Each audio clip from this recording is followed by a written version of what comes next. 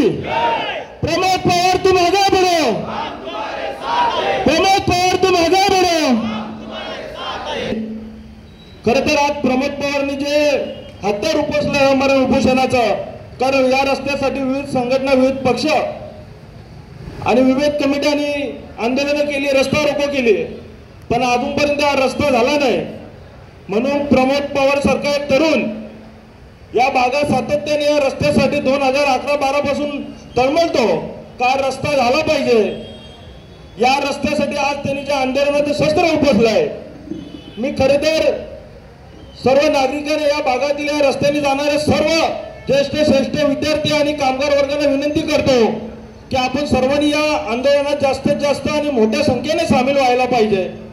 कारण आज या रस्त्यामध्ये 600च्या वर लोक बली गेले, अनेक लोक रोज मरतात।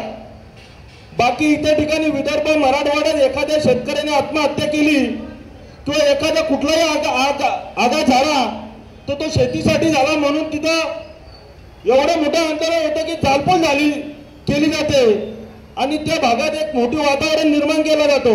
पण आज आपल्या भागात उलटी परिस्थिती आहे। एवढा 600 लोक म्हणजे खायचं काम नाही ना, एक माणूस मेल्यावर चालपोल होत असते, तर या भागातली 600 लोक मेली ना, आपण शंडासारखे या भागातले सर्व नागरिक थंड आहेत। कोणाला काही पडलं नाही, प्रत्येक जण आपला धंदा, व्यवसाय, बिझनेस, गाडी चालवणे, हे करणे, हे सगळे करत बसतात। जेव्हा जेव्हा अपघात होतो तेव्हा मग प्रमोद पवारची आठवण येते। पण मी या भागातील सर्व तरुणांना आणि ज्येष्ठ नागरिकांना विनंती करेन की यापुढे आपलाही नंबर असेल, कदाचित मीही व्यासपीठावरून बोलत असेल, मीही कधी या रस्त्यात मरू शकतो, कारण रोजचाच प्रवास आहे, कधी काय होईल सांगता येत नाही। आम्ही अनेक वर्ष आंदोलन करतो, ठेकेदार आणि पीडब्ल्यूडीचे अधिकारी लेखी आश्वासन देऊन आंदोलन सोडवलं जातं आणि त्याची कुठलीही पूर्तता केली जात नाही।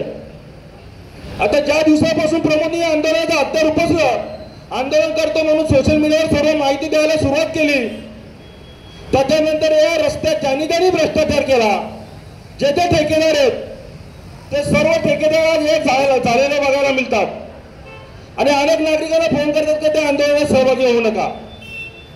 म्हणजे भ्रष्टाचाराचा पैसा खाऊन तुम्ही एकदम बळगच्च झालात आणि त्या पैशावर ही तुमची जी माज मस्ती सुरू आहे, ही मस्ती आणि माज जास्त काळ टिकत नाही, कारण हे हरवायचा पैसा आहे। आज ना उद्या तुमच्या घरातला तुमची पोरं आणि अधिकाऱ्यांची पोरं बाल या रस्त्यात एक ना एक दिवस मरतील, तेव्हा खरं या भागातील 600 लोकांचा जे बलिदान गेला याला त्यांची खरा भावसुद्धा श्रद्धांजली आणेल। मी सर्वांना इथे ज्येष्ठ आणि माझ्यासह तरुणांना सगळ्यांना एक प्रार्थना करा की या रस्त्यामध्ये आता ज्यांचा अपघात झाला पाहिजे ते ठेकेदाराचा पोरगा पाहिजे, तो या पीडब्ल्यूडीचा अधिकारी पाहिजे, यांची बायका पोरं जेव्हा रस्त्यात मरतील त्याच्याशिवाय गेंड्याच्या कातडीचा मस्तावलेले ठेकेदार आणि अधिकारी सुधारणार नाही। आम्ही कधी भाषण करताना प्रखरपणे करतो, जेव्हा जेव्हा आम्ही भाषण केलं की ठेकेदारांकडे मस्ती आणि माज असल्यामुळे ते काय 5-25 कुत्री पाळून ठेवतात। सोशल मीडियावर प्रमोदचं किंवा कोणाचं भाषण केलं यांच्या विरोधात का ती कुत्री सातत्याने भुकतात। या कुत्र्यांना पण मी आवाहन करीन की आपल्या घरचा जेव्हा माणूस या रस्त्यात जाईल ना तेव्हा तुमचं डोळे उघडतील। आपण कशासाठी म्हणतो, आपला तुमचा आमचा सगळ्यांचा हा प्रश्न आहे ना, रस्ता म्हणजे तुमचा नेता, तुमचा कार्यकर्ता, तुमचा पुढारी, तुमचा ठेकेदार ते पैसे कमवतो, आम्ही तुम्ही रस्ते करा, पैसे कमवा, पण किमान ज्या रस्त्याला 150 कोटी रुपये दिले तो रस्ताही दुरुस्त नाही। अंबाडीच्या परिसरात बघा दोन्ही बाजूला अर्धा किलोमीटर रस्ता चांगला नाही, एवढी भयानक परिस्थिती या ठेकेदारांनी करून ठेवली आहे। या भागातील तुमचे पीडब्ल्यूडीचे गीते असतील, आमच्या वाडा तालुक्याचे पालघरचे अधिकारी असतील, खरं तर रस्त्यात जाताना यांचा कुठेतरी अपघात व्हायला पाहिजे ना, मग आपण त्यांना भावपूर्ण श्रद्धांजली व्हायला त्या रस्त्यात जायला पाहिजे। कदाचित आज ना उद्या या आंदोलन सोडवण्यासाठी लेखी पत्र घेऊन निर्लज्जासारखे येतील, पण रस्त्याची पूर्तता करणार नाही, कारण असे आमच्याकडे 100 पत्र आहेत का आम्ही 8 दिवसात रस्त्याची पूर्तता करतो, 15 दिवसात काम सुरू करतो। पण या हरामखोरांना एवढी घाणेरडी सवय पडलेली ना का विचारताना इथून मंत्रालयापर्यंतचे अधिकारी सर्व याच्यात भ्रष्टाचारात बरबडलेले आहेत। मी खास करून या भागातील लोकप्रतिनिधींना, आमच्या तालुक्याची अवस्था अतिशय भयानक आहे, 3 आमदार असून आमचा तालुका उपाशी, कोण सांगतो तो विधानसभेत प्रश्न मांडेल, कोण सांगतो हा मांडेल, पण कधीच त्याबाबत कोणी ठाम भूमिका घेत नाही। आम्ही याच्या अगोदर हिवाळीच्या अधिवेशनच्या टायमाला रस्ता रोको केला, प्रखरपणे अधिवेशन 2 तास त्या विषयावर चालला आणि तोच मस्तावाला ठेकेदार आज इथं कॉन्ट्रॅक्ट घेतो आणि त्याला ठेका दिला जातो.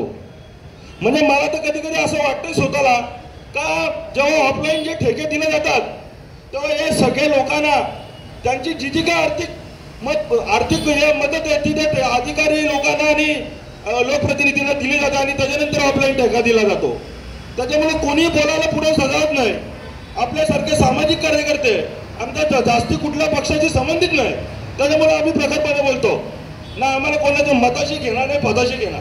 आम्हाला लोकांची समस्या ती झाली पाहिजे, हा रस्ता झाला पाहिजे, या भागातील जनतेचे जे जे प्रश्न आहेत ते सुटले पाहिजेत. म्हणून आम्ही प्रखरपणे आणि अधिक तिखट भाषेत बोलतो.